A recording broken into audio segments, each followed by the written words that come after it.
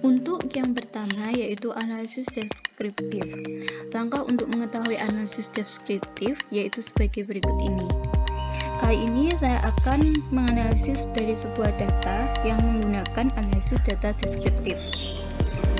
Pertama, kita ke variable view, mengisi dari nama, tipe, label, values, dan seterusnya. Untuk nama, kita isi nama, jenis kelamin, jabatan, umur, masa kerja, dan gaji. Untuk type, kita ganti dengan string, kita klik OK. Dan untuk jenis kelamin, kita ubah menjadi numerik, begitupun seterusnya. Untuk label, kita isi dengan nama karyawan, jenis kelamin, jabatan, umur karyawan, masa kerja, dan gaji karyawan. Untuk values, untuk yang jenis kelamin, kita isi dengan 1, di mana 1 itu adalah laki-laki dan nomor 2 itu adalah perempuan. Untuk jabatan sendiri, kita isi dengan nomor 1 yaitu direktur, yang kedua adalah PNS, yang ketiga wira swasta, dan yang keempat adalah mahasiswa. Untuk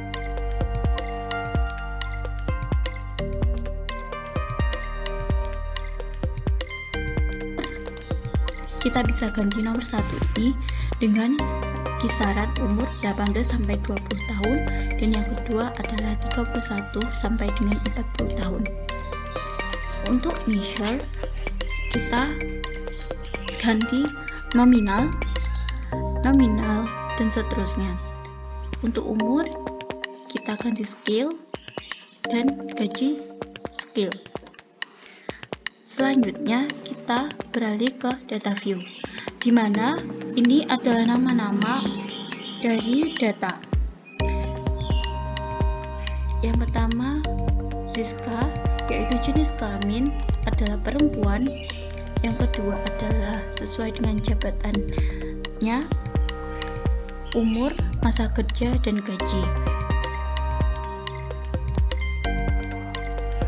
Untuk mengetahui hasil dari analisis deskriptif, maka caranya yaitu klik analyze, kemudian deskripsi statis, kemudian deskriptif, klik OK. Kemudian masukkan umur karyawan, masa kerja, dan gaji karyawan ke dalam box. Kemudian untuk mengetahui hasil, maka klik OK.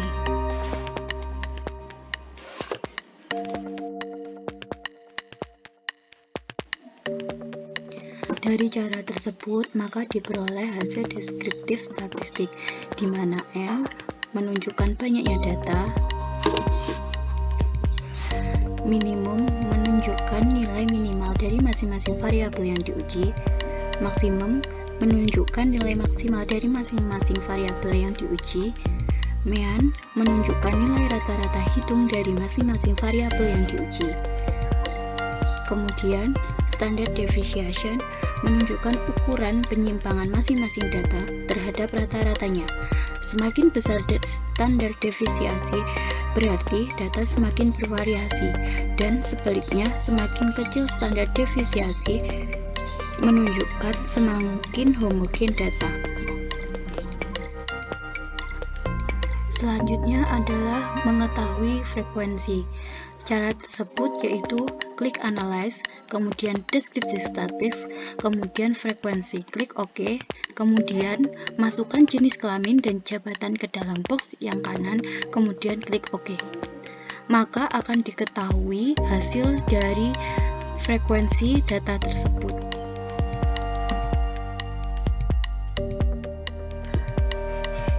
Dari cara tersebut, maka dapat diperoleh hasil seperti berikut ini, di mana frekuensi menunjukkan jumlah, misal yaitu laki-laki adalah 4, perempuan adalah 6, maka totalnya adalah 10 orang. Kemudian present menunjukkan presentasi, Misal laki-laki adalah 40% dan perempuan 60%, maka totalnya adalah 100%. Kemudian valid person menunjukkan persentase untuk data yang terisi. Kemudian cumulative person menunjukkan jumlah kumulatif dari valid person.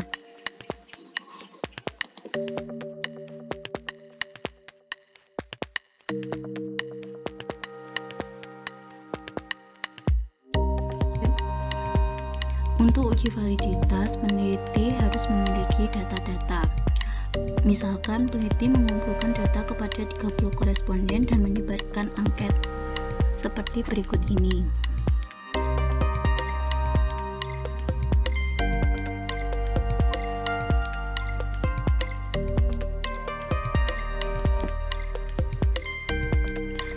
Pengujian validitas dilakukan dengan mengkorelasikan masing-masing item dengan total score.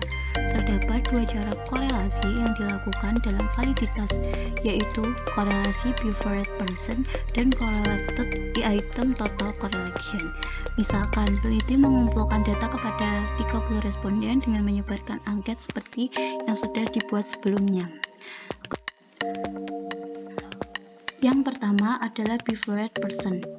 Untuk mengetahuinya, maka dilakukan dengan klik analyze, kemudian correlate, kemudian preferred. Kemudian masukkan data x1.1, x2.2, x1.2, x1.3, x1.4, x1.5, dan motivasi X1 ke dalam kotak yang sebelah kanan. Kemudian klik OK.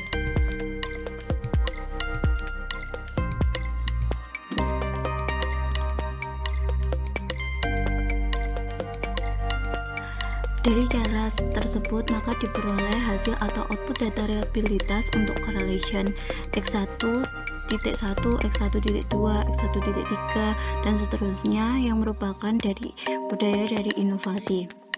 Dan untuk mengetahui X2 dan Y1 ataupun data seterusnya, maka dilakukan cara yang sama, maka dapat diperoleh hasil seperti ini.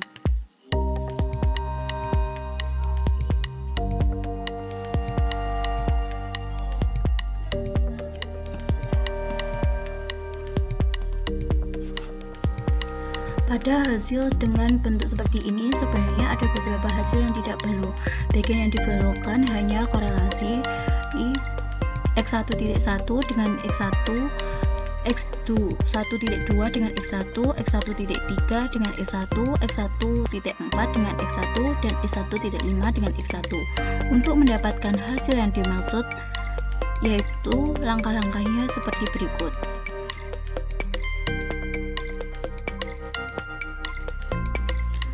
Window sintak yang dimaksud adalah seperti berikut. Kemudian sisipkan ketahui di antara X1.5 dan X1.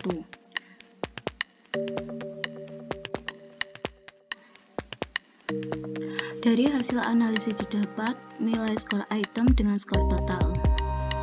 Nilai ini kemudian dibandingkan dengan nilai R tabel jika hasil korelasi atau person correlation lebih dari R tabel dikatakan valid, dan sebaliknya jika hasil korelasi person kurang dari R tabel dikatakan tidak valid. R tabel dicari pada tingkat signifikan 5% dan N sama dengan 30 didapat R tabel sebesar 0,361, maka dapat disimpulkan bahwa semua item telah valid karena memiliki skor person correlation atau R hitung yang lebih besar dari R tabel.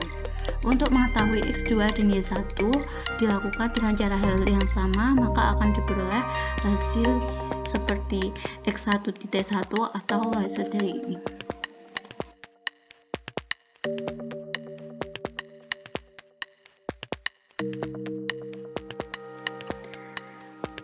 Yang selanjutnya adalah B, yaitu corrected item total correlation.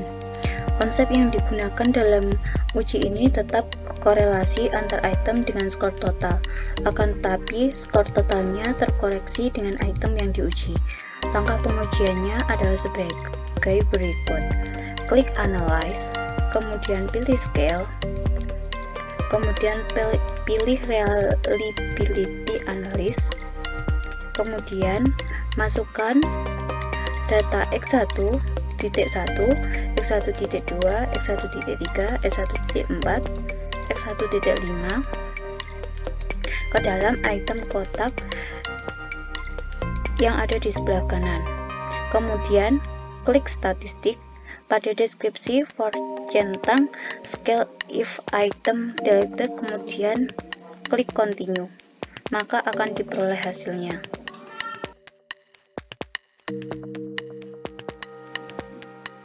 Dari cara tersebut, maka diperoleh hasil seperti berikut ini. Hasil validitas dengan corrected item total correlation dapat dilihat pada kolom corrected item total correlation. Jika nilai corrected lebih besar dari R tabel, maka valid, dan sebaliknya, jika nilai corrected kurang dari R tabel, maka tidak valid. Dapat dilihat bahwa nilai corrected item total correlation untuk semua item adalah lebih besar dari R tabel, yaitu 0,361.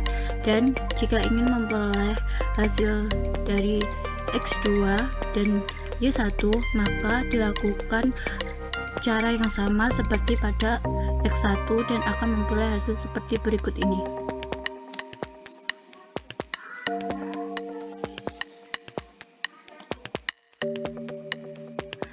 Yang selanjutnya adalah uji reliabilitas. Reliabilitas merupakan kekonsistenan alat ukur.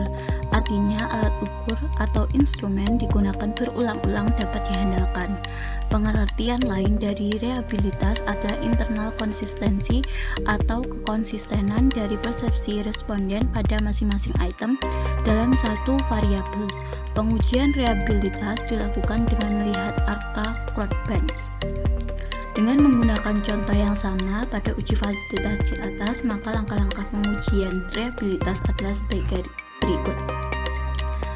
Pilih menu Analyze, kemudian pilih Scale, kemudian pilih Reliability Analyze, kemudian masukkan X1.1, X1.2 dan seterusnya, kemudian klik OK.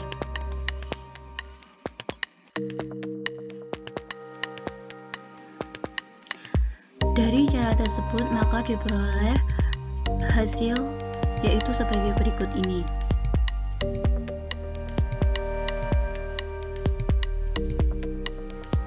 Kriteria yang digunakan adalah menurut Singgi Santoso dikatakan reliable jika nilai Crowdbanks alpha lebih besar dari R tabel, dan menurut Nunalny dalam Imam Ghazali dikatakan reliable jika nilai Crowdbanks alpha lebih besar dari 0,6. Untuk mengetahui uji reliabilitas pada X2 dan Y1, maka dilakukan cara yang sama dan memiliki hasil seperti berikut ini.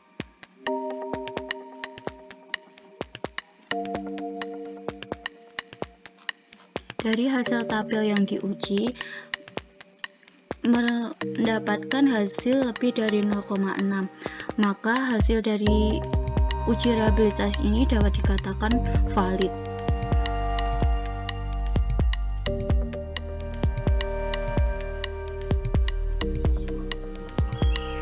Yang selanjutnya adalah analisis regresi linear. Regresi memiliki istilah pertama kali dikenalkan oleh Francis Galton. Pada sebuah karya tulisnya yang terkenal, Galton menemukan bahwa terdapat kecenderungan dari orang tua yang berbadan tinggi untuk memiliki anak dengan badan yang tinggi, dengan orang tua yang berbadan pendek cenderung memiliki anak dengan badan yang pendek. Analisis regresi selalu menghasilkan persamaan atau model regresi, dan persamaan atau model regresi dapat digunakan untuk melakukan prediksi. Selain itu, secara statistik, konstanta dan koefisien didapatkan dari hasil estimasi atau pendugaan, agar estimasi atau pendugaan yang dilakukan tidak bias atau menyimpang. Untuk mengetahui analisis regresi, maka caranya yaitu sebagai berikut. Pilih menu Analyze, kemudian pilih Regression, kemudian pilih Linear, kemudian klik OK. Kemudian masukkan kinerja karyawan ke dependent ke kotak sebelah kanan. Kemudian untuk independence, masukkan motivasi dan budaya inovasi. Kemudian klik statistik dan centang collinearity diagnosis dan Durbin-Watson dan klik continue.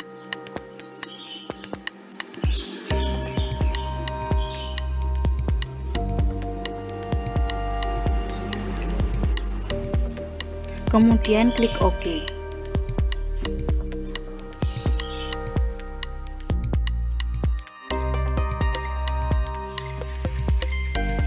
Dari cara yang sebelumnya, maka dapat diperoleh hasil dari regression yaitu sebagai berikut.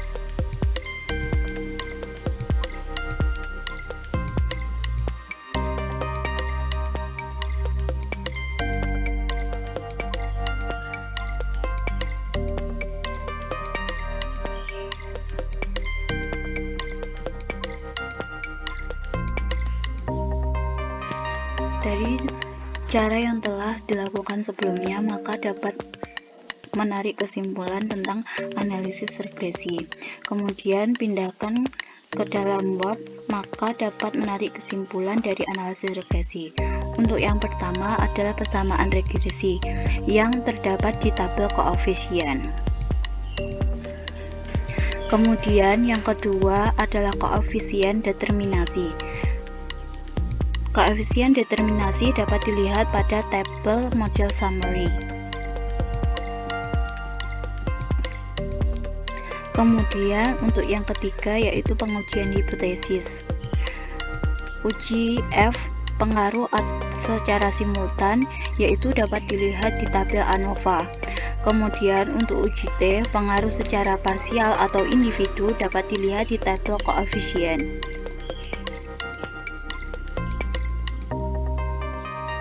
Kemudian interpretasi asumsi klasik. Yang pertama yaitu normalitas. Dari gambar di atas dapat dilihat bahwa titik-titik menyebar mengikuti garis diagonal dan berada di sekitar garis diagonal sehingga dapat disimpulkan residual berdistribusi normal. Yang kedua yaitu multikoliniaritas. Dapat dilihat pada tabel koefisien. Yang ketiga adalah heteroskedastisitas. Gambar di atas menunjukkan titik-titik menyebar secara acak, tidak membentuk pola serta berada di atas 0 dan di bawah 0, sehingga asumsi heteroskedastisitas telah terpenuhi. Kemudian yang keempat adalah autokorelasi, yaitu dapat dilihat pada tabel model summary.